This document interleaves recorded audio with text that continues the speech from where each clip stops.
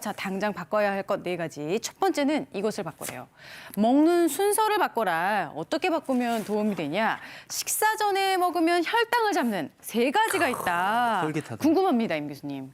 네, 우리가 보통 식사할 때 식사한다고 하지 않고 밥을 먹는다고 이야기하잖아요. 네, 그쵸. 우리 한국인들은 이 밥상을 받으면 제일 먼저 이렇게 밥부터 한 숟가락 푹 이렇게 떠서 먹게 됩니다. 이걸 하지 마시라는 거예요. 밥을 제일 나중에 드시는 게 중요한데요. 실제 이 밥상에 차려 있는 여러 음식 중에서 밥이 가장 탄수화물도 많고 또 혈당을 빠르게 올리는 주범입니다. 그래서 밥부터 드시지 말고 거기에 있는 지금 민 교수님 댁처럼 채소라든지 달걀이라든지 이런 단백질 식품이나 아니면 요거트 같은 이런 것들을 먼저 드시게 되면 먼저 드시고 그 다음에 밥을 드시면은 밥이 아무래도 천천히 흡수가 돼요. 앞에서 식이섬유 같은 것이 포도당 흡수를 조금 늦추기 때문에 천천히 흡수되고요. 그만큼 혈당이 천천히 올라가기 때문에 혈당 조절에 도움이 됩니다. 따라서 식사의 순서를 바꿔서 밥보다는 반찬을 먼저 반찬에서 채소라든지 고기 같은 고기나 두부, 달걀 같은 이런 단백질 식품을 먼저 드시고 밥을 그 다음에 그냥 그 반찬 넘기는 정도로만 드시면 좋겠습니다. 네, 코스 요리 먹듯이 체단, 탄 순서로 먹어야겠고요. 그 다음 또 뭘 바꿔야 되느냐? 이것을 바꿔라. 밥과 밥그릇을 바꿔라. 백미보다는 현미, 현미보다는 보리밥을 추천한다. 요거요, 아까 민 교수님께서 요거 드셨던 밥 제가 한번 다시 보여드릴까요? 요거 애기들도 요거보다는 더 많이 먹거든요, 교수님. 이거 진짜 이렇게 드시는 거예요? 너무 적게 드시는 거 아니에요? 너무 이 정도면 진짜 쓰러져요. 이거 손바닥만 한데 그보다 더 진짜. 드시면 살이 네. 쪄요. 아, 더 먹으면요? 네. 아니, 이거 뭐 힘이 안 나던데. 그래서 이거 내가 먹으면. 쪘나? 네. 단백질도 있고 네. 괜찮습니다. 어떻게 이런 그 적은 양을 너무 실천하게 적다. 되셨어요? 네. 계기가 있으실 것 같아요. 네, 제가 기억하는 아주 이게 사진 한 장이랄까 이런 풍경이 있는데 제가 이제 40년 전에 대학교 다닐 때죠. 저희 아버님이 이게 결핵에 걸리셔서 20kg가 빠지셨어요. 예. 그때 처음으로 몰랐다가 당뇨병을 발견하게 된 거예요. 아. 그래서 이제 아주 심하셨죠. 그래서 이제 그때 저희 집의 풍경을 이제 예. 기억을 해보면 아버님은 저 그릇이 아니라 훨씬 큰 그릇에 예. 이렇게 올라오게 식사를 드셨고 네.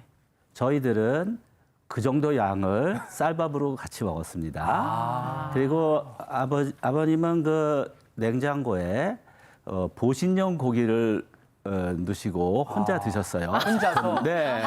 혼자서. 아, 보신용은 네. 혼자 먹는 거죠. 네. 그리고 이제 네. 체중이 많이 빠지시다 보니까 힘들어서 그냥 누워 계셨어요. 아이고, 자, 이 풍경이 있는데 이 풍경에 이제 4가지 잘못이 있어요. 네. 4가지나요? 네. 첫 번째, 네. 보리밥이 당뇨 치료라고 생각한 거예요. 사실은 식사 양을 줄이는 게 먼저예요. 종류보다는. 네. 그런데 그걸 실천 안 하고 그냥 보리밥만 바꾼 거죠. 이건 중요한 거다. 네, 거기 양이 중요한 거죠. 네.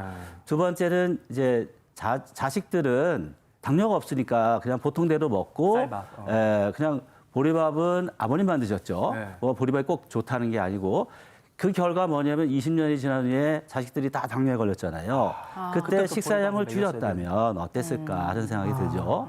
세 번째는 이제 보신용 고기가 당뇨에 좋다고 생각하신 거예요.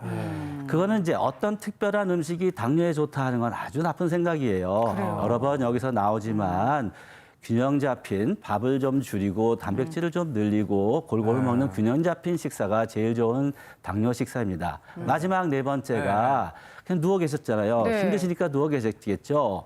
그렇지만 그때도 나가기 좀 어려우시더라도 집에서 간단한 근육 운동을 했다면 훨씬 회복이 빠르셨을 거예요. 네, 이게 제가 당뇨병에 관해서 열심히 그 공부를 한 계기가 되는 한 장의 사진입니다. 그렇구나. 안타깝네요, 진짜. 네. 네, 이 한국인의 밥상에서 밥상의 주인공은 밥인데요. 네. 중요한 건 당뇨식의 밥상의 주인공은 제대로 된 밥입니다. 제대로 된 제대로 밥. 네, 아니야. 네. 하버드 대학의 공중보건연구소에서 발표한 자료에 따르면요, 이 쌀과 그러니까 밥과 이 그 당뇨병의 발생률의 관계를 살펴봤는데요. 백미를 일주일에 5회 이상 먹게 되면은 당뇨 발생률, 특히 2형 당뇨 발생률이 확 높아졌고요. 이것을 현미로 바꿨더니 16% 감소했고 낮아졌어요. 이것을 통곡식인 꽁보리, 보리로 바꿨을 때는 36%나 낮아졌다고 합니다.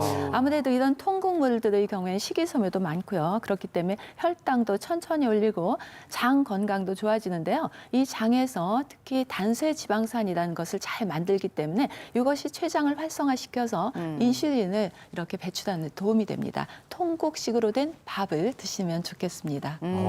그러니까요. 당뇨병이라면 뭘 더 먹을까, 좋은 건 뭘 더 먹을까 생각하지 말고 뭘 바꿔야 할지부터 생각을 해봐야 될 것 그러니까요. 같아요. 네. 그다음 또 바꿀 거 하나 더 알아볼게요. 뭘 이것을 바꿔라. 조리 방법을 바꿔라. 튀김에서 구이로, 구이에서 찜으로, 그다음에 삶기, 그다음에 생식. 여러 가지 단계가 있네요, 교수님. 네, 맞아요. 이 어떤 식재료를 선택하느냐보다 더 중요한 것은 이것을 어떻게 조리하느냐입니다.